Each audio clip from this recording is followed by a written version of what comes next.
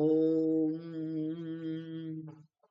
सदाशिवसमारम्भां शङ्कराचार्यमध्यमाम् अस्मदाचार्यपर्यन्तां वन्दे गुरुपरम्पराम्।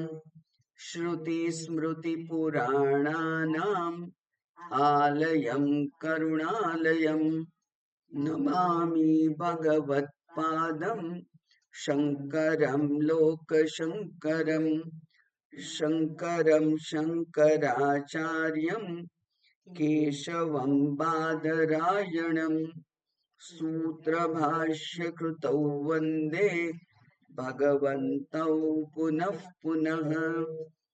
ईश्वरो गुरुरात्मेति मूर्तिभेदविभागिने व्योमवद्व्याप्तदेहाय दक्षिणामूर्तये नमः।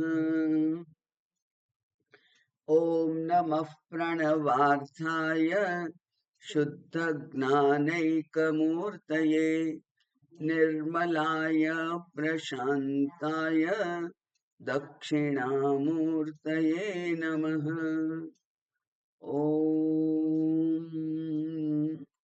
दयाकरं दयाकारं दान्तं धर्मप्रवर्तकं प्रणमामि दयानन्दं मदाचार्यवरं परम्। ॐ शान्ति शान्ति शान्तिः। हरिः ॐ श्री गुरुभ्यो नमः। हरिः ॐ।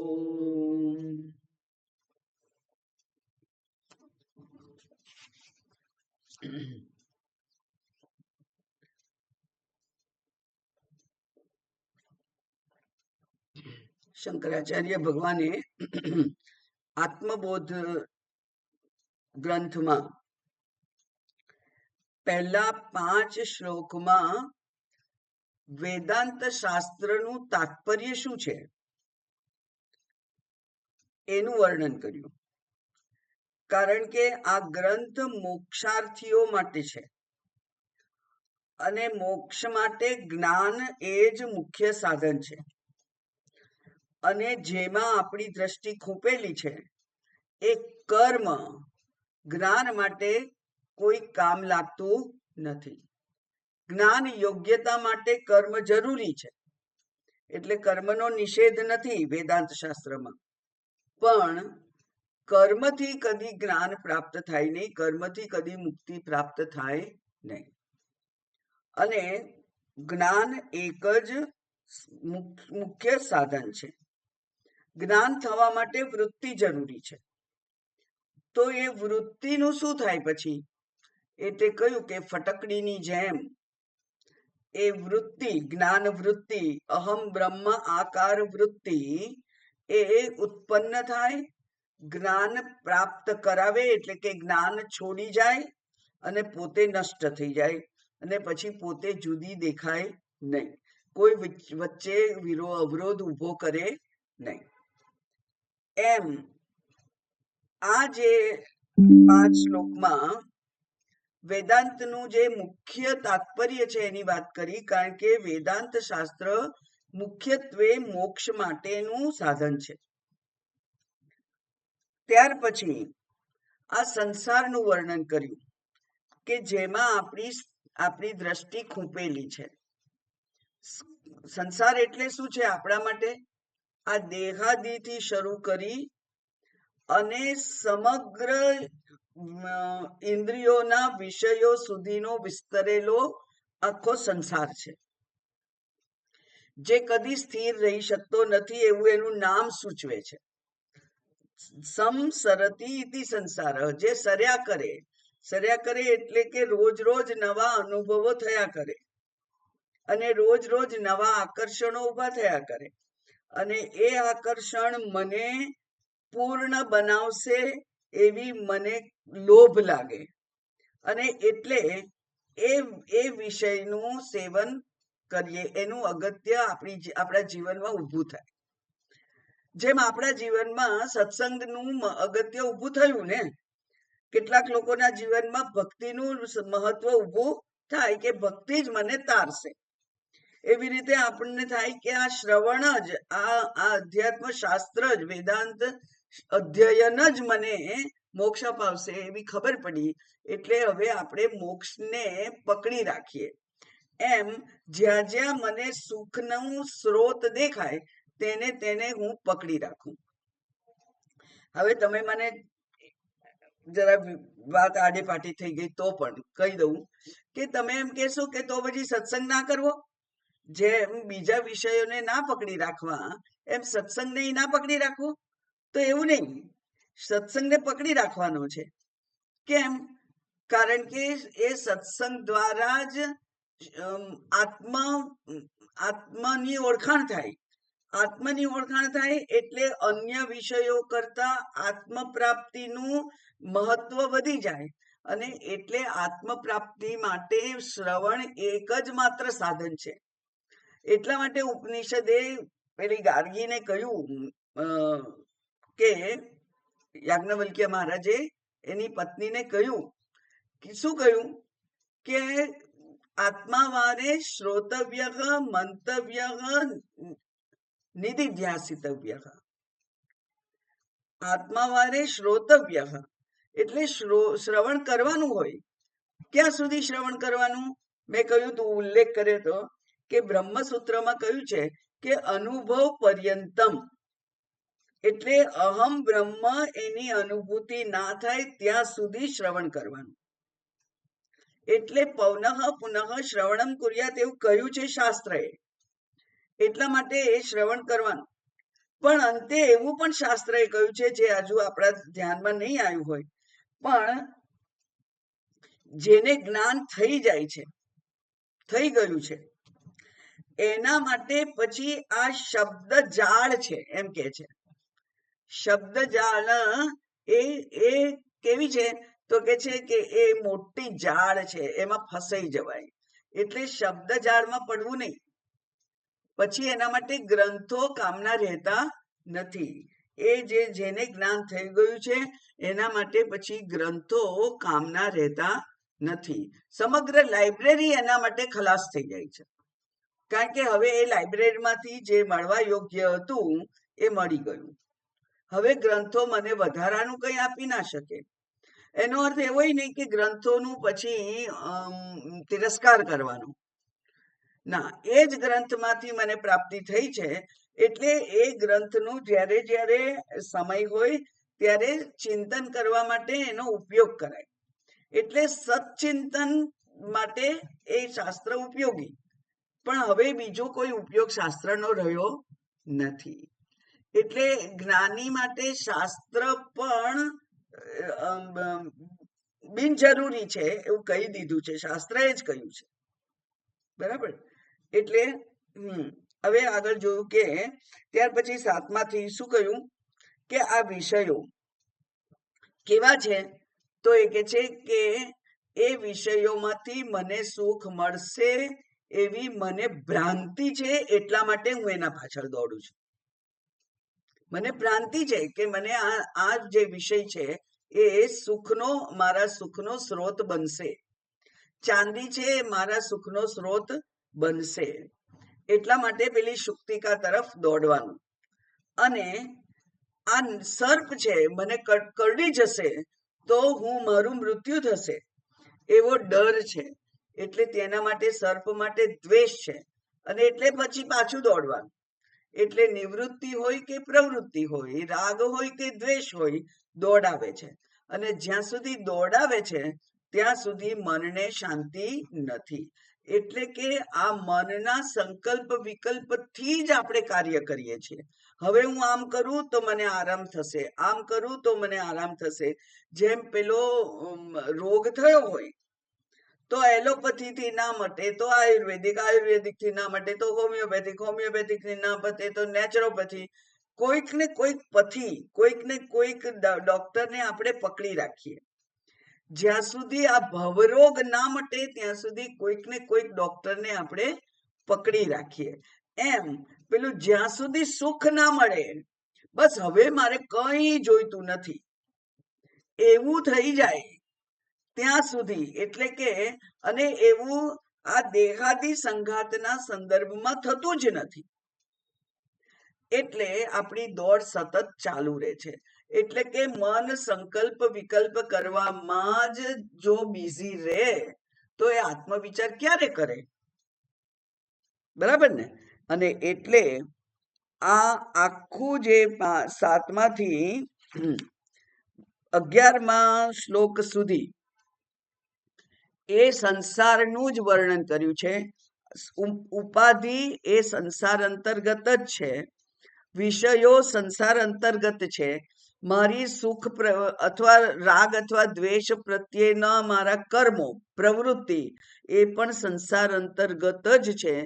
જે પૂર્ણતાને પામી જ ના શકે એના માટે પૂર્ણતા માટે આપણે પ્રયત્નશીલ સતત રહીએ એ કેટલી મોટી મૂર્ખામી છે. એટલે એટલા માટે એને એ સંસારને માયા કહ્યું છે. અને માયા જે ના જોવાનું છે એ પણ જોવડાવે, એ જ દેખાડે, એનું નામ છે માયા. જે નથી એના દર્શન કરાવે એનું નામ છે માયા. જ્યાં સુખ નથી ત્યાં સુખની શોધ કરીએ એ માયાનું કાર્ય છે. અને એ માયા જે છે એ માયાને આપણે હરાવવી કેવી રીતે? તો માયાનો એક જ ઉપાય છે અને એ છે ચૈતન્ય, આત્મા, બ્રહ્મ. એ બ્રહ્મ એને આપણે જો સાધી લઈએ તો માયાથી આપણે વાકેફ રહીએ. માયા આપણને છેતરી ના શકે. માયાનો ઉપયોગ નથી એવું નથી, માયા તો મા સમાન છે.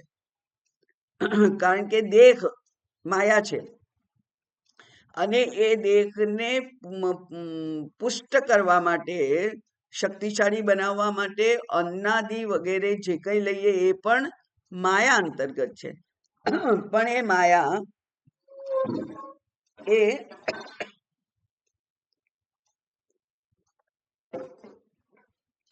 એ માયા જરૂરી છે. એટલે એ માયા ને એ માયા રૂપે જાણવી, એ જે છે એ રૂપે જાણવું, એમાં કોઈ દોષ નથી. અને હવે એ સંસાર અંતર્ગત જ આ શરીર છે. તો એ શરીર કયા છે? ગઈકાલે જોયું તું આપણે કે સ્થૂળ, સૂક્ષ્મ અને કારણ શરીર છે. એટલે કે શરીર ત્રય એ એક પ્રક્રિયા છે. એ વેદાંતને સમજવા માટે શરીર ત્રયને સમજવા પડે. 3 શરીર છે એને સમજવા પડે. અને એમાંનું પહેલું જે છે એ ગઈકાલે આપણે જોયું તું કે પંચીકૃત મહાભૂતોનું થી જે ઉત્પન્ન થયું છે તે. એટલે મેં તમને બધાને મોકલ્યું છે પેલું, એ જોયું હશે તો 5 મહાભૂતનો જન્મ, ઉદ્ભવ એ આત્મામાંથી થયો. બરાબર? એટલે એતસ્મિન આત્મનઃ આકાશ સંભૂત આકાશાદ વાયુ વાયોરગ્નિ અગ્નેરાપઃ અદ્ભ્ય પૃથ્વી. 5 મહાભૂતનો ઉદ્ભવ એ આત્મામાંથી થયો. આત્માનો ઉદ્ભવ શેના થયો? તો એ ના પૂછાય, કારણ કે આત્મા અનાદિ છે, એનો ઉદ્ભવ થયો નથી. જે અનાદિ છે એની શરૂઆત ક્યારથી થઈ તો એ કહેવાય નહીં. તો એવી રીતે આ બ્રહ્મ છે એ અનાદિ છે, અને એવું એ અનાદિ છે એટલા માટે એમાંથી આ આકાશ વગેરેનો જન્મ થયો. પંચ મહાભૂતમાં એકમાંથી બીજું, બીજામાંથી ત્રીજું, એવી રીતે જન્મ્યા છે. અને એ પંચ મહાભૂત હજુ પંચીકરણ ના થયું હોય ત્યારે અપંચીકૃત, એ અપંચીકૃત મહાભૂતમાંથી સત્વાંશમાંથી જ્ઞાનેન્દ્રિયો થઈ છે. જે તમારા ચાર્ટમાં કેસરી કલરથી બતાવેલું છે તે, એનાથી જ્ઞાનેન્દ્રિયો ઉત્પન્ન થઈ છે. એટલે કે આકાશ, વાયુ, આકાશમાંથી શ્રોત્રેન્દ્રિય વગેરે, બરાબર. આ પ્રમાણે જ્ઞાનેન્દ્રિયો, 5 જ્ઞાનેન્દ્રિયો ઉત્પન્ન થઈ. પછી રજસમાંથી કર્મેન્દ્રિયો ઉત્પન્ન થઈ.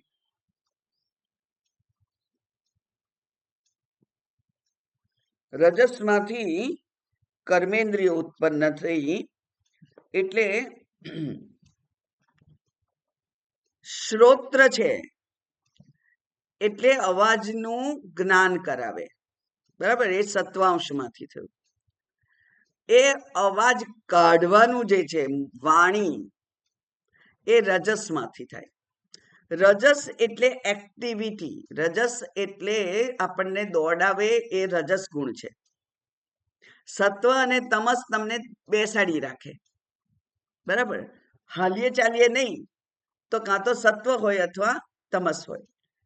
અને દોડ દોડ કરીએ, અહીં જઈએ ત્યાં જઈએ, તો એ છે રજસ. એ રજસ પ્રધાનતા છે. તો એ રજસમાંથી વાણી ઉત્પન્ન થઈ.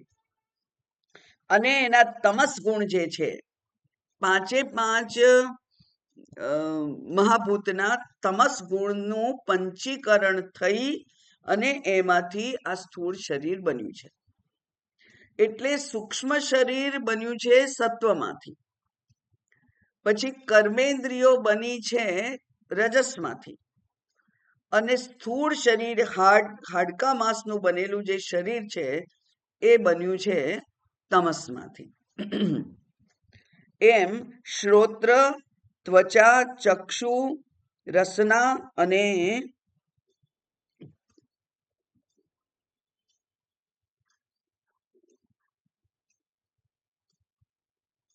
પાંચમી કઈ ગઈ? સ્પર્શ. શ્રોત્ર, ત્વક એ વાયુમાંથી, પછી અગ્નિમાંથી ચક્ષુ, જળમાંથી રસના અને પૃથ્વીના સત્વ અંશમાંથી ગંધ. આમાં ગંધ નથી લખેલું એટલે આમાં ભૂલ છે. પૃથ્વીના રજસ સત્વ અંશમાંથી ગંધ,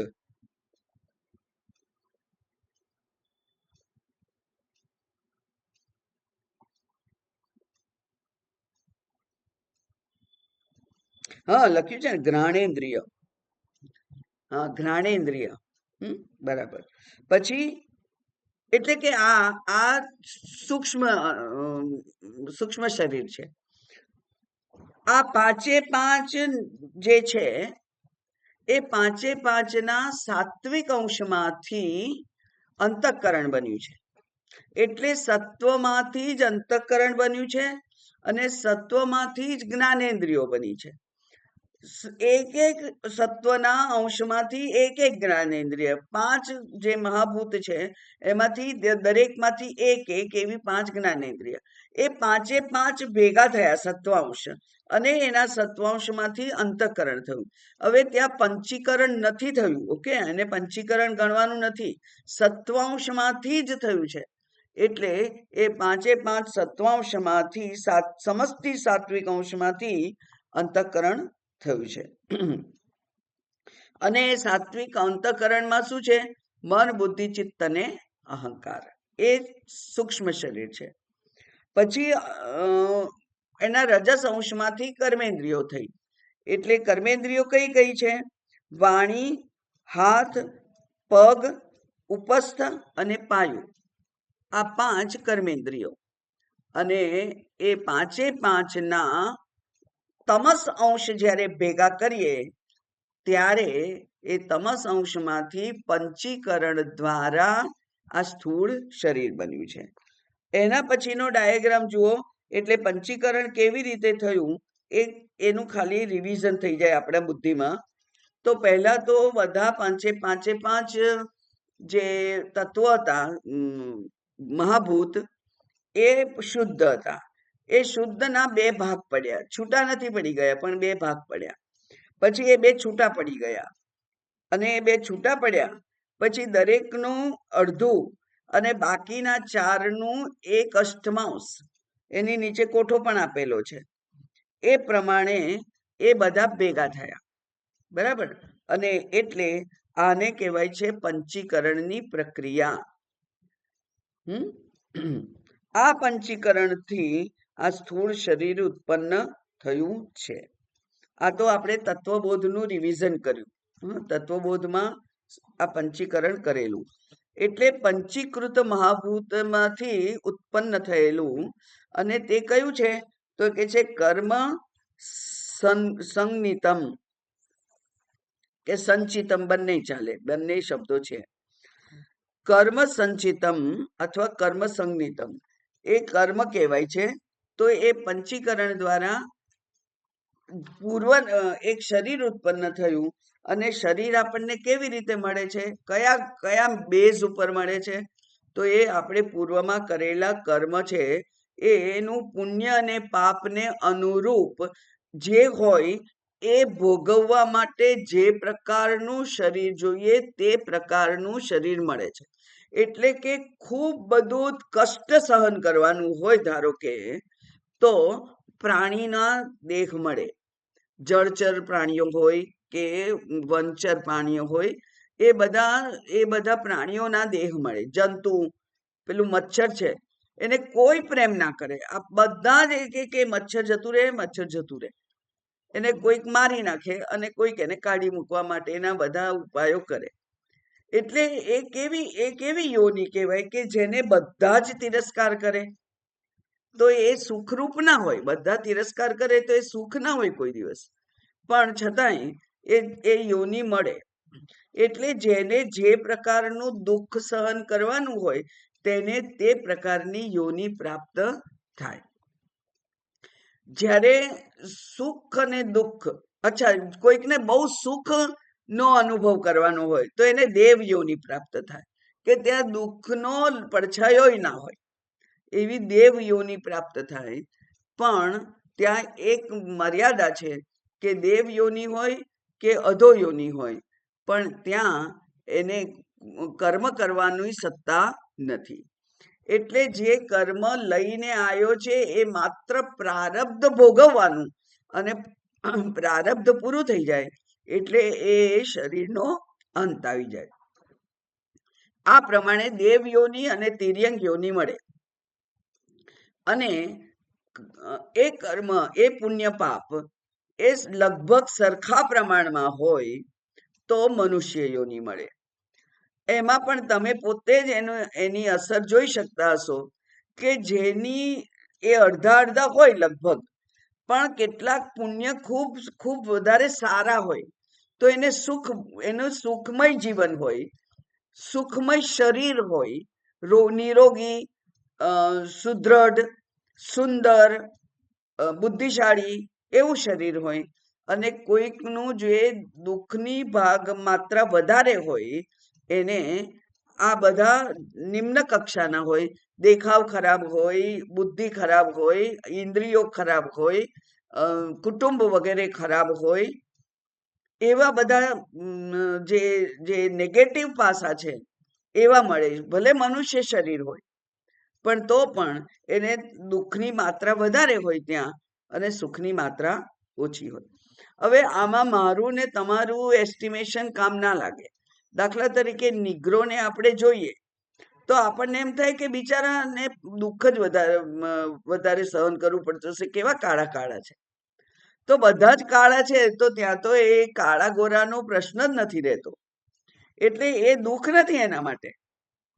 હા, બીજા કોઈક દુઃખ હોઈ શકે, પણ રંગ એના માટે દુઃખ નથી. આપણી દ્રષ્ટિકોણથી નહીં, પણ સામાન્ય દ્રષ્ટિકોણથી આપણે વિચાર કરી શકીએ કે જ્યાં સુખની માત્રા વધારે છે ત્યાં પુણ્ય વધારે છે, અને જ્યાં દુઃખની માત્રા વધારે છે ત્યાં પાપ વધારે છે. આ સામાન્ય. એના કરતા પણ આગળ જઈએ તો જે લોકોના પુણ્ય શુદ્ધ છે, શુદ્ધ પુણ્ય એટલે જ્ઞાન અને ભક્તિથી ઉત્પન્ન થયેલા જે પુણ્યો છે, એવા ઉત્કૃષ્ટ ભક્તિ, ઉત્કૃષ્ટ જ્ઞાનના પ્રયાસો જેણે કર્યા હોય, એને શુદ્ધ, અથવા કોઈક સંતોની સેવા કરી હોય વગેરે, તો એ શુદ્ધ પુણ્ય કહેવાય છે. અને શુદ્ધ પુણ્યની માત્રા જો જીવનમાં હોય તો એને આ જ્ઞાન પ્રાપ્તિનો લાભ મળે, બ્રહ્મ જ્ઞાન પ્રાપ્તિનો એને લાભ મળે.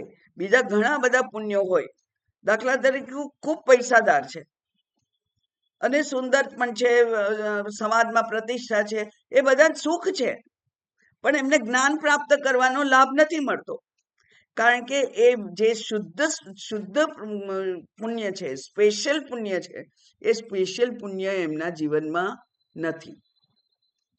એટલે પ્રારબ્ધમાં જો એ પુણ્ય ના હોય તો એ આ જ્ઞાનનો લાભ મેળવી શકે નહીં.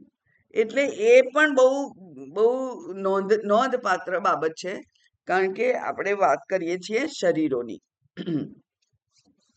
અને આ શરીર છે એને શું કહેવાય? એટલા માટે કહ્યું સ્વકર્મ ગ્રથિતમ શરીરમ.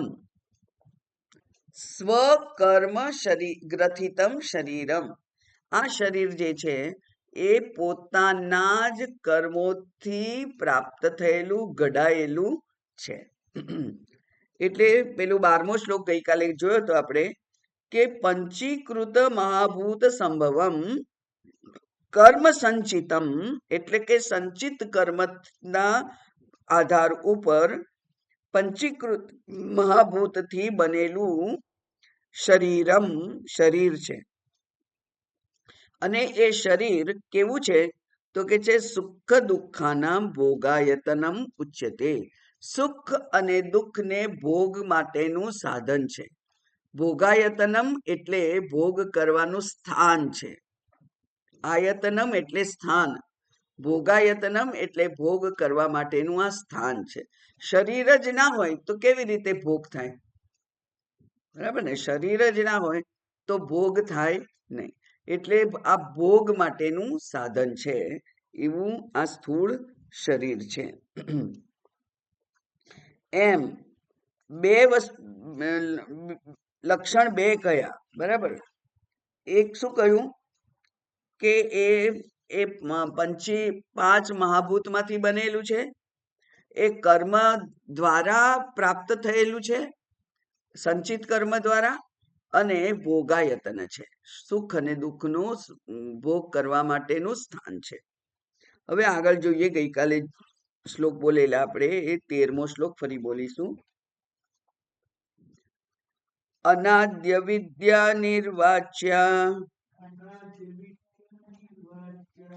કારણોપાધિરુચ્યતે ઉપાધિ ત્રિતયાદન્યમ આત્માનમવધારયેત. આત્માનમવધારયેત.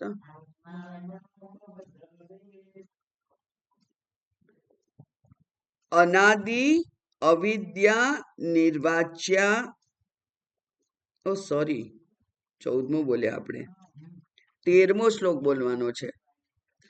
પંચ પ્રાણ મનોબુદ્ધિ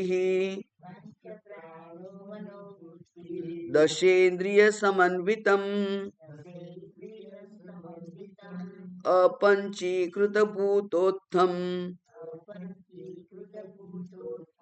સૂક્ષ્માંગમ ભોગ સાધનમ.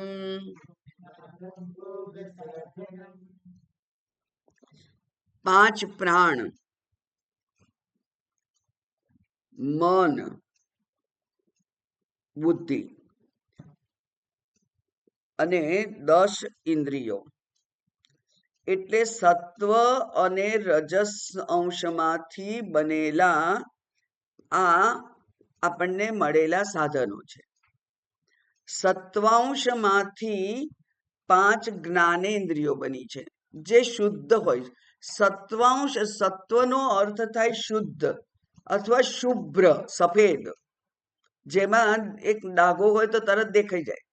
એટલે શુભ્ર, શ્વેત, શુદ્ધ એ સત્વ જ ગુણ છે.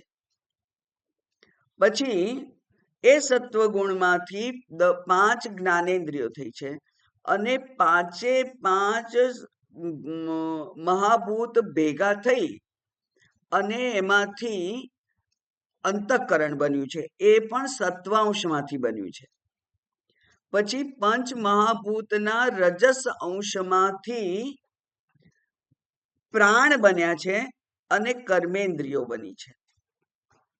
કર્મેન્દ્રિયો અને પ્રાણ એ રજસમાંથી બન્યા છે. કારણ કે પ્રાણે પણ દોડાદોડ કર્યા કરવાની છે કે નહીં? પ્રાણ પણ અંદર જાય બહાર આવે, અંદર જાય બહાર આવે, અંદર જાય બહાર આવે, સતત. ક્યાં સુધી? ગર્ભમાંથી શરૂ કરી અને ચિતામાં ના જઈએ ત્યાં સુધી એ પ્રાણ એ અવર જવર કર્યા કરે. એટલે એ રજસનું મુખ્ય ઉદાહરણ છે. પછી હાથ, પગ, વાણી, ગુદા અને મૂત્રયોની એ બધા એ કેવા છે? તો એ કે છે એ બધા જ રજસમાંથી બનેલા છે. એટલે કર્મેન્દ્રિયો અને પ્રાણ એ પાંચ મહાભૂતના રજસમાંથી બનેલા છે. પછી અપંચીકૃત ભૂતોત્થમ સૂક્ષ્માંગમ, અને સૂક્ષ્મ શરીર જે છે એ અપંચીકૃત સત્વાંશમાંથી બનેલું છે. એ કેવું છે? તો કે છે એ ભોગ સાધનમ છે. પેલું ઉપર શું હતું? ભોગાયતનમ, ભોગ કરવાનું સ્થાન. પણ ભોગ કરવાનું સ્થાન હોય પણ ભોગ કરવાનું સાધન ના હોય તો આ એ સુખ દુઃખ છે એનો અનુભવ થાય નહીં. એટલે મન છે, મુખ્યત્વે મન એ આ સુખ દુઃખને અનુભવવાનું સાધન છે. અને એટલે આપણે કહીએ છીએ કે જીતેન્દ્રિય, જે મનને જીતી લે એ બધું જ જીતી લે, એનાથી બધું જીતી જાય. જીતવાનું શું છે? મનને. બરાબર? કારણ કે સુખ દુઃખનો અનુભવ ક્યાં થાય છે? મનમાં થાય છે. મનને સુવાડી દઈએ તો સુખ દુઃખનો અનુભવ નથી થતો. જેવી રીતે નિદ્રામાં સુખ દુઃખનો અનુભવ નથી થતો, એવી જ રીતે સમાધિમાં જ્યારે સુખ દુઃખનો લય પમાડી દીધો હોય ત્યારે પછી એને એ સુખ એનો અનુભવ, મનને સુવાડી દીધું હોય તો મન સુખ દુઃખનો અનુભવ નથી થતો. અને ઓપરેશન કરે ત્યારે ઇન્જેક્શન આપીને એનેસ્થેસિયા આપી અને મનને સુવાડી દે ત્યારે પણ સુખ દુઃખનો અનુભવ થતો નથી. એટલે આ ત્રણ જગ્યા છે મનને સુવાડી દેવાની. કઈ કઈ? એક છે નિદ્રા, એક સમાધિ અને એક એનેસ્થેસિયા. આ ત્રણ વખતે મનને સુવાડી દે. અને એટલે એના જે શરીરના બીજા અંગોને જે અનુકૂળ પ્રતિકૂળ સ્થિતિ હોય એનો કોઈ સેન્સેશન, કોઈ એની લાગણી થાય નહીં. એટલે કે સુખ દુઃખનો અનુભવાય નહીં. તો આ જે છે મન, તે એને શું કહ્યું? ભોગ સાધનમ. અપમાન ક્યાં લાગે છે? બુદ્ધિને. માન અપમાન કોને લાગે? બુદ્ધિને. એટલે બુદ્ધિ હોય ત્યાં માન અપમાન હોય. પણ મંદ બુદ્ધિ લોકો હોય છે તો મંદ બુદ્ધિ લોકોને બહુ માન અપમાન ના લાગે. એટલે મંદ બુદ્ધિ બાળકો હોય છે જે એ કોઈક લોકો એમની સામે હસે કે એવું તેવું થાય તો એને જલ્દી સમજણ પડે નહીં. એ કારણ કે એની બુદ્ધિ યોગ્ય રીતે કામ કરતી નથી. એ જ પ્રમાણે ઊંઘમાં જ્યારે બુદ્ધિ સૂઈ ગઈ હોય છે ત્યારે કોઈક મેસ લગાડી જાય કે કોઈક વાળ કાપી જાય કે કોઈ કપડાં કાઢી જાય, એવું કંઈક થાય તો એને અપમાન લાગતું નથી. એવી જ રીતે ઊંઘતા હોઈએ આપણે અને કોઈક આપણું બહુમાન કરે, હાર પહેરાવે તો એનો પણ આનંદ થતો નથી. એટલે બુદ્ધિ જ્યાં જ્યાં સૂઈ ગયેલી હોય છે ત્યાં નિંદા અને પ્રશંસા સ્તુતિ એ બંને પણ કામ લાગતા નથી. માન અપમાન ત્યાં થતું નથી. માટે એને ભોગના સાધન કયા છે, સુખ અને દુઃખના સાધન કયા છે. ભોગવીએ છીએ શું આપણે, એ બે જ નામથી ગણાય છે. આપણે જે ભોગવીએ છીએ એને બે જ નામથી જાણવામાં આવે છે. કયા બે? સુખ અને દુઃખ. બરાબર. પેટમાં દુખતું હોય તોય મન, આંખમાં કચરો પડી ગયો હોય અને દુખે તોય મન. એટલે બધી ઇન્દ્રિયોને દુઃખ નથી પહોંચતું. મન એક જ સાધન છે સુખ દુઃખને અનુભવવાનું. એટલે મન મુખ્ય છે. મુખ્ય ઇન્દ્રિય રૂપે મન જ ગણાય છે શાસ્ત્રમાં. 5 ઇન્દ્રિયો છે પણ મન પણ છે, અને એ મન જ મુખ્ય સાધન છે, મુખ્ય તંતુ છે. એને સૂક્ષ્મ શરીર કહેવાય છે. એટલે કે સૂક્ષ્મ શરીરના સાધનો કયા કયા? 5 પ્રાણ, મન, બુદ્ધિ, 5 જ્ઞાનેન્દ્રિયો, 5 કર્મેન્દ્રિયો. એ બધાનું ભેગું થઈ અને અપંચીકૃત છે, છૂટા છૂટા છે, એનાથી જે સૂક્ષ્મ ઊભું થયું છે એને ભોગ સાધન કહેવાય છે. હવે એને સૂક્ષ્મ કેમ કે છે? કારણ કે એ ઇન્દ્રિયથી ગ્રહણ થતું નથી. મન દેખાતું નથી, બુદ્ધિ દેખાતી નથી, અને આ ઇન્દ્રિયો જે દેખાય છે એ તો ગોલક માત્ર છે. આ ઇન્દ્રિયો જે દેખાય છે એ તો માત્ર મિકેનિઝમ છે, મશીન છે. એ મશીનને જે જે કાર્યરત બનાવે છે, એ જે કાર્યરત બનાવેલું છે એ ખરેખર તો સૂક્ષ્મ શરીર છે. આ અંગને જે કામ કરવા માટેનું જે બળ આપે, સત્તા અને સ્ફૂર્તિ આપે, એ જે છે એ સૂક્ષ્મ શરીર છે. એ પણ દેખાતું નથી. એટલે કે આ આખા નરી આંખે ના જોઈ શકાતું હોવાને કારણે એને કહેવાય છે સૂક્ષ્મ શરીર. ત્યાર પછી 14મો શ્લોક. અનાદ્ય વિદ્યા નિર્વાચ્યા કારણોપાધિરુચ્યતે ઉપાધિ ત્રિત્રયાદન્યમ આત્માનમવધારયેત.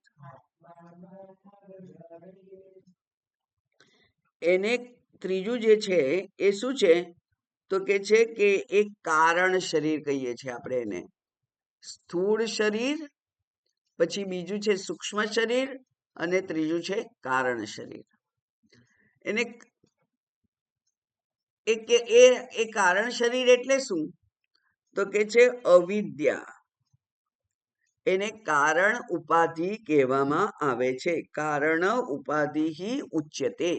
એને કારણ ઉપાધિ કહેવામાં આવે છે. અવિદ્યાને કારણ ઉપાધિ કહેવામાં આવે છે. એને કેમ કારણ ઉપાધિ કહ્યું? જેવી રીતે વૃક્ષનું કારણ શું છે? બીજ છે. ઘડો જે કાર્ય છે એનું કારણ છે માટી. એમ આ સમગ્ર સંસાર જે ઊભો થયો છે એ સમગ્ર સંસાર ઊભો થવા માટેનું કારણ શું છે? મૂળ કારણ અવિદ્યા. અવિદ્યા એટલે શું? હું કોણ છું, એટલે કે એ હું કોણ છું એનું યથાર્થ જ્ઞાન નથી આપણને. હું કોણ છું, હુ એમ આઈ, સ્વસ્વરૂપનું યથાર્થ જ્ઞાન આપણને નથી. કારણ કે શાસ્ત્ર કહે છે કે તારું સ્વરૂપ તો સચ્ચિદાનંદ છે. તત બ્રહ્મ ત્વમસી. એ બ્રહ્મ તો તું છે, પણ મને એ ખબર નથી. અને મને ખબર ના હોય તો મારું જે વર્તન થાય છે એ જે હું નથી એના માટે થાય છે. એટલે હું છું એનું અજ્ઞાન એ જ સમગ્ર પ્રવૃત્તિનું કારણ છે. સમગ્ર ઉપાધિ ધારણ કરવાનું કારણ એક જ છે. સમગ્ર સુખ દુઃખનું કારણ એક જ છે. સમગ્ર જીવનના અનુભવોનું કારણ અવિદ્યા જ છે. વિદ્યા હોય, જ્ઞાન હોય તો હું પૂર્ણ શાંત અશરીરી આત્મા છું. પછી કોઈ પ્રવૃત્તિ થાય? ના થાય. કરવી પડે? ના કરવી પડે. કારણ કે બધી પ્રવૃત્તિ શેના માટે કરીએ છીએ આપણે? સુખને સાચવી રાખવા માટે અને દુઃખ ના આવે. બરાબર? સુખ બન્યું રે અને દુઃખ ના આવે એના જ માટે બધી પ્રવૃત્તિ હોય છે. તો આ જો પૂર્ણ સ્વરૂપને હું જાણું તો મારે ના કરતા બનવું પડે, ના ભોગતા બનવું પડે, ના નોકરી કરવા જવું પડે, ના ભણવું પડે, ના કોઈ કામ કરવું પડે, ના રસોઈ બનાવવી પડે, કશું ના કરવું પડે, કઈ ના કરવું પડે, કારણ કે હું તો પૂર્ણ છું. એટલે પૂર્ણતાનું જ્ઞાન એનું નામ છે જ જ્ઞાન. અને અપૂર્ણતા જે છે એનો સ્વીકાર એનું જ નામ છે અજ્ઞાન. એટલે અજ્ઞાન છે. હવે આ અજ્ઞાન હું ક્યાંથી લઈ આવી? શું કામ લાયા આપણે? તો એ છે અનાદિ. એ કેવું છે? અનાદિ. આ અનાદિ કહેવાનું એટલા માટે સારું છે. શાસ્ત્રએ એક રીત શોધી કાઢી પૂર્વ પક્ષીઓને જવાબ આપવા માટે. એમ કે અવિદ્યા તમે શું કામ લાયા ભાઈ? ક્યાંથી લાયા? તો કે છે કે હે પૂર્વ પક્ષી, એવો પ્રશ્ન ના પૂછીશ, આને અતિ પ્રશ્ન કહેવાય. એ પ્રશ્ન ના પૂછીશ, કારણ કે અવિદ્યા અનાદિ છે. બરાબર? તો 6 અનાદિ વસ્તુ છે એવો શ્લોક પંચદશીમાં છે. કયો કયો? જીવ. આ જીવ જે છે, આ જીવ એટલે અધૂરો. બરાબર ને? આ જીવ એટલે કોણ? હું, અધૂરો, પૂર્ણ નહીં તે. આ જીવ. પછી ઈશ, ઈશ્વર, ભગવાન અનાદિ છે. હું, જીવ અનાદિ છે. પરમાત્મા અનાદિ છે. પછી જીવ તો આ છે, જે આ શરીરમાં છે તેને આપણે જીવાત્મા કહીએ છીએ. પણ જે બહાર છે, સર્વવ્યાપી છે, પૂર્ણ છે, શુદ્ધ છે, એને કહીએ છીએ ચિત્ત, એને કહીએ છીએ આત્મા. એ આત્મા પણ અનાદિ છે. એટલે બ્રહ્મ કો, આત્મા કો, ચિત્ત કો, તો એ અનાદિ છે. જીવ ઈશ વિશુદ્ધ ચિત્ત. અને બીજું અનાદિ શું છે? તો એ કે છે કે આ જીવ અને ઈશ્વર એનો જે ભેદ કરીએ છીએ આપણે, એ અનાદિ છે. એટલે કે અજ્ઞાન અનાદિ છે. બરાબર? જીવ ઈશનો, જીવાત્મા અને પરમાત્મા, એ બેનો જે ભેદ કરીએ છીએ એ અનાદિ છે. એટલે કે આ અજ્ઞાન અનાદિ છે. અને એટલે કે એ છે શું છે? અવિદ્યા. અને આ અવિદ્યાનો આ મારામાં જે યોગ થયો છે, જોડાણ થયું છે, એ અવિદ્યા છે. એ અનાદિ છે. એટલે કે અવિદ્યા અનાદિ છે, માયા અનાદિ છે. માયા અને અવિદ્યા એમ 2 શબ્દો વપરાય છે. જ્યારે સમષ્ટિની વાત કરીએ ત્યારે એને માયા કહેવાય છે. સમગ્ર સંસાર ઊભો થયો છે ક્યાંથી? તો કે છે બ્રહ્માશ્રયા માયામાંથી ઉત્પન્ન થયો છે. તો માયા કારણ છે કે નહીં? સંસારનું કારણ કોણ છે? માયા.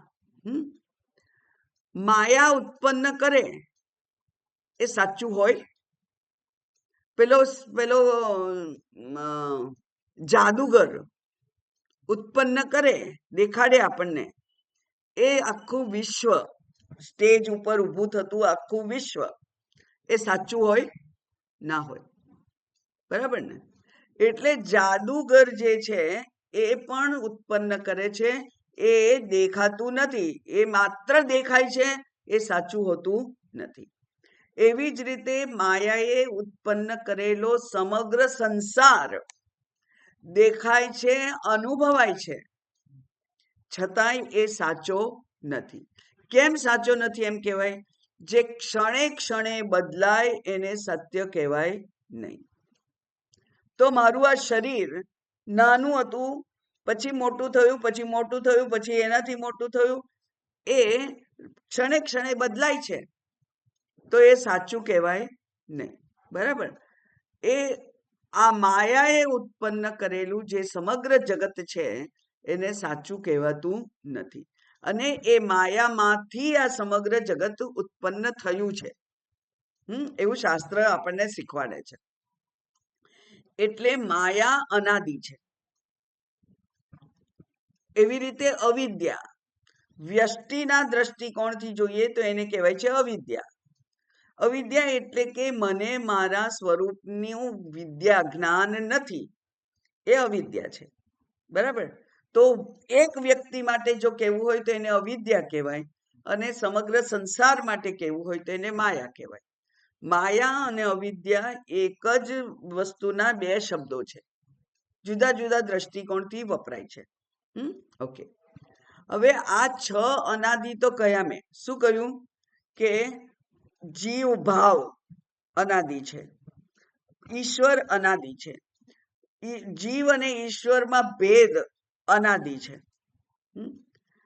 પછી અવિદ્યા અનાદિ છે, અને શુદ્ધ ચૈતન્ય પણ અનાદિ છે. આ અનાદિ બધું જે છે તે એમાં એકલા બ્રહ્મ માત્ર બ્રહ્મ ચૈતન્ય ચિત્ત એ અનાદિ છે અને અનંત છે. પણ બાકી બધું અનાદિ છે પણ અંતવાન છે. એટલે જ્ઞાનીના માટે માયા અંતવાન છે, માયાનો અંત થઈ ગયો, અવિદ્યાનો અંત થઈ ગયો. જ્ઞાની પેલા જાદુગરની જાદુ જોવા આપણે જઈએ તો કેટલાક લોકો બહુ વિશેષ સંકલ્પવાન હોય, બુદ્ધિમાન હોય, એ લોકો જાદુગરના જાદુથી છેતરાય નહીં. એવી રીતે જ્ઞાન થાય ત્યાર પછી આ માયા આપણને અડકી શકે નહીં. એટલે અવિદ્યા કો કે માયા કો એ અંતવાન છે, એનો અંત આવી શકે. બરાબર? તો આ સામાન્ય સમજ આપી મેં અવિદ્યા માટે. એ અવિદ્યા કેવી છે? અનાદિ છે. અને નિર્વાચ્યા, એનું વર્ણન ના થઈ શકે. પેલા કાચિંડા જેવી, ચોમાસામાં કાચિંડો દેખાય ને, એટલે આપણે કાચિંડો જોઈએ એકદમ સરસ ગ્રીન કલરનો હોય, અંદરથી આપણી બેનને બોલે જો ઝાડ એટલે પાંદડા અને આ કાચિંડાનો કલર ફેર જ નથી, લીલો જ દેખાય છે, પાંદડા જેવો લીલો, અને પેલી અંદરથી બહાર આવે ત્યાં સુધીમાં એ બ્રાઉન થઈ ગયો હોય. એ કલર બદલી શકે. તો આ માયા પણ એવી છે કે જેને તમે જોઈ અને આકર્ષિત થઈ ગયા, એ છેતરામણી નીકળે. એણે તો ખાસો મેકઅપ કર્યો હોય એટલે બહુ ઉજળી લાગતી હોય, અને પછી તમારી સાથે લગ્ન થાય અને પછી તમને એનો પેલો સાચો રંગ ખબર પડે. માયા છે. પડ ઉખડી જાય અને અંદર જે હોય એ બહાર આવી જાય. ચોકટું કાઢે. હા, ઓકે. સરસ દાડમની કડી જેવા દાંત છે. હા, ખુશ થઈ ગયા. અને પછી રાત્રે સૂતી વખતે એક ડબ્બી લઈ અને ચોકટું કાઢે ત્યારે ખબર પડે એ છેતરામણું. અનાદિ અવિદ્યા નિર્વાચ્યા એ નિર્વાચ્ય છે, એટલે કે કોઈ પણ વાણીથી એ બાંધી શકાય નહીં. એ આવી છે કે આવો છે એવું કહી શકાય નહીં. જેવી રીતે વાદળમાં આકૃતિઓ દેખાય તો એ પડે પડે બદલાતી હોય. વાદળમાં સંધ્યા સમયે કલર દેખાય એ વારંવાર બદલાતા હોય, એના ઉપર આપણું નિયંત્રણ નથી. એ પ્રમાણે એ નિર્વાચ્ય છે. કારણ ઉપાધિ ઉચ્યતે, એને કારણ ઉપાધિ કહેવાય છે. અને એ ઉપાધિ કેવી છે તો કે છે કે ઉપાધિ ત્રિતયાત અન્યમ. કઈ કઈ ઉપાધિ? સ્થૂળ શરીર, સૂક્ષ્મ શરીર અને કારણ શરીર. આ ત્રણ ઉપાધિ છે. એ ત્રણ ઉપાધિથી, ઉપાધિ એટલે જે નથી તે દેખાડે, બરાબર. ઉપાધિ એટલે એ ટેમ્પરરી રોલ પ્લે જેને કહેવાય. તો એક દ્રષ્ટિકોણથી એ સ્થૂળ શરીર છે, બીજા દ્રષ્ટિકોણથી એ સૂક્ષ્મ શરીર છે, ત્રીજા દ્રષ્ટિકોણથી એ કારણ શરીર છે. એકની એક જ વસ્તુને ત્રણ રીતે, ત્રણ નામથી જાણી શકાય. એવી ઉપાધિ ત્રિતયાત અન્યમ. આ ત્રણ થી અન્ય એટલે કે કંઈક ચોથું, બરાબર. ત્રણ થી અન્ય જે ચોથું છે તે આત્માનમ અવધારયેત, એને આત્મા કહેવાય છે. એટલે આ ત્રણ શરીરથી અન્ય એક જે ચેતન છે એને આત્મા કહેવાય છે. હવે આને કારણ શરીર કયું છે? સ્થૂળ શરીર તો સમજ્યા ક્યાં દેખાય છે. સૂક્ષ્મ શરીર દેખાય કારણ કે અંદર જે છે એનો ઉપયોગ આપણે કરી અને એને મન, બુદ્ધિ, ચિત્ત, અહંકારના રૂપે જાણીએ છીએ. દેખાતું ભલે નથી પણ અનુભવાય છે. અનુભવનું ક્ષેત્ર છે કે નહીં? છે. પણ હવે કારણ તો દેખાતું નથી. અને કારણ શરીર કયું? શરીર હોય તો દેખાવું જોઈએ, પણ કારણ કયું અને શરીર કયું? તો શરીર શબ્દ જે છે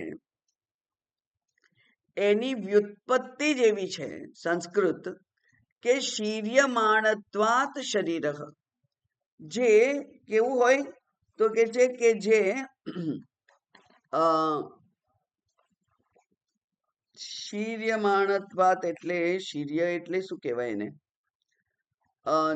નષ્ટ થઈ જાય. હા, શીર્યમાણત્વાત એટલે નષ્ટ થાય. તો એ નષ્ટ થાય એટલા માટે એને શરીર કહ્યું છે.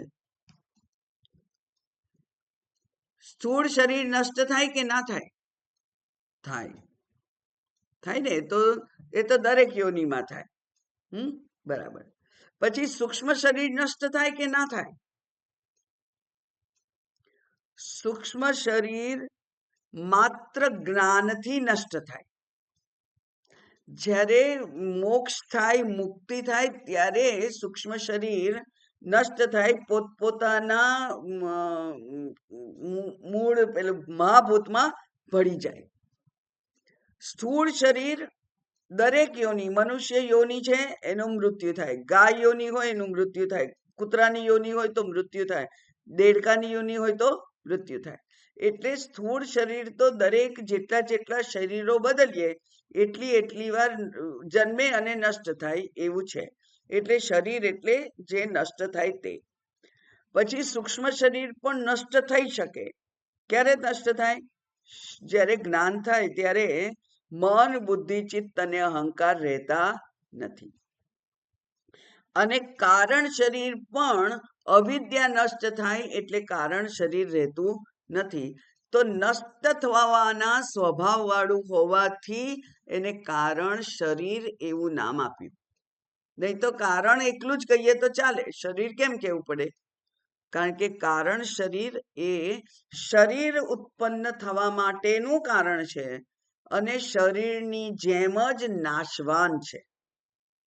બરાબર. અવિદ્યાનો, અજ્ઞાનનો તો નાશ થઈ શકે જ્ઞાનથી. એટલે જેવી રીતે કારણ જ્યાં સુધી ખબર નથી આપણને કે હું આ નથી, આત્મા છું, જ્યાં સુધી હું આત્મા છું એવું ખબર નથી ત્યાં સુધી સ્થૂળ, સૂક્ષ્મ અને કારણ શરીરમાં અટવાયેલા રહીએ છીએ આપણે. જ્યાં સુધી હું કોણ નથી? આત્મા નથી એવું મને ખબર ના પડે ત્યાં સુધી સ્થૂળ શરીર, સૂક્ષ્મ શરીર અને કારણ શરીરમાં આપણી દ્રષ્ટિ ખૂંપેલી રહે છે. દાખલા તરીકે પેલો 10મો છોકરો એ જ્યાં સુધી જાણે નહીં કે હું 10મો છું ત્યાં સુધી એની પ્રવૃત્તિ ચાલુ રહે. કઈ પ્રવૃત્તિ? સ્થૂળથી થાય કે સૂક્ષ્મથી થાય, શોધવાની પ્રવૃત્તિ ચાલુ રહે. પણ કેમ શોધવાની પ્રવૃત્તિ ચાલુ રહે? અજ્ઞાન છે એટલે કે અજ્ઞાન રૂપી કારણ હોવાને કારણે એની પ્રવૃત્તિ ચાલુ રહે. તો 10મો છોકરાની વાર્તા બહુ સરસ છે. ખાલી એટલું જ કે અજ્ઞાન છે, હું કોણ છું એનું અજ્ઞાન છે. એટલે 1 2 3 4 5 6 7 8 9 તો ગણી કાઢ્યા એને, પણ 10મો ખોવાઈ ગયો છે અને ગુરુજીને જવાબ આપવાનો થાય એટલે ગભરાયેલો છે. ગભરાયેલા હોઈએ ને આપણે ત્યારે બુદ્ધિ કામ ના કરે. ખબર છે તમને? બહુ ગભરાયેલા હોઈએ, દાખલા તરીકે ઘરમાં આગ લાગી હોય તો આપણા ઘરનું બારણું ક્યાં છે, અથવા આપણા ઘરમાં જો લોક માર્યું હોય તો એ લોક કેવી રીતે ખોલવાનું ને એ આપણને સૂઝ ના પડે. પેલું દૂધ ઉભરાઈ જતું હોય અને એને બચાવવું હોય તો ત્યારે બુદ્ધિ કામ ના કરે એટલે હાથથી પકડી લે તપેલી, એટલે દૂધ તો જાય પણ હાથે દાચી જાય. એટલે બહુ જ જ્યારે કટોકટીની સ્થિતિ હોય છે ત્યારે બુદ્ધિ કામ કરતી નથી. એમ પેલો 10મો ખોવાઈ ગયો છે એટલે પેલાની બુદ્ધિ વ્યાકુળ થઈ ગઈ છે અને એટલે એને ખબર નથી પડતી કે હું જ 10મો. અને એટલે કોઈ જ્ઞાની આવીને કહે છે કે ભાઈ તું ચિંતા ના કરીશ, છે અહીંયા 10મું. અને એ જ્ઞાની ગણે છે 1 2 3 4 5 6 7 8 9 તો 12 સામે છે જ, અને ત્વમ દશમઃ, તું 10મો. હા, બરાબર. તો 10મો ઉત્પન્ન નથી થયો, 10મો ત્યાં જ હતો, પોતે જ હતો, પોતે પોતાને ગણવાનું ભૂલી જતો હતો. એટલે આ જે જ્ઞાન છે, આત્મા છે, આત્મા એ એવો છે. આ 3 શરીરમાં જ છે અને તોય જડતો નથી. એટલા માટે કે છે કે 3 શરીર, 3 ઉપાધિથી બીજો જે છે, અન્ય જે છે એ આત્મા છે એવું તું અવધારયેત, એવો તું નિશ્ચય કર. અવધારણ કરવું એટલે નિશ્ચય કરવો, એવો તું નિશ્ચય કર. પછી એટલે કે આ 3 શ્લોકમાં શું કર્યું? શરીર ત્રયની પ્રક્રિયા જે છે વેદાંતમાં, એ શરીર ત્રયની પ્રક્રિયા દ્વારા આત્માનો ઉલ્લેખ કરીને આત્માના અસ્તિત્વને, આત્માને સમજાયો કે ક્યાં છે આત્મા, કોણ છે. તો એ સમજાવવા માટે શરીર ત્રય પ્રક્રિયા. હવે એનાથી આગળ છે એ છે પંચકોશ પ્રક્રિયા. પંચકોશ પ્રક્રિયા આપણે આવતી વખતે જોઈશું. ઓમ પૂર્ણમદઃ પૂર્ણમિદં પૂર્ણાત પૂર્ણમુદચ્યતે પૂર્ણસ્ય પૂર્ણમાદાય પૂર્ણમેવાવશિષ્યતે. ઓમ શાંતિ શાંતિ શાંતિ. હરિ ઓમ. શ્રી ગુરુભ્યો નમઃ. હરિ ઓમ.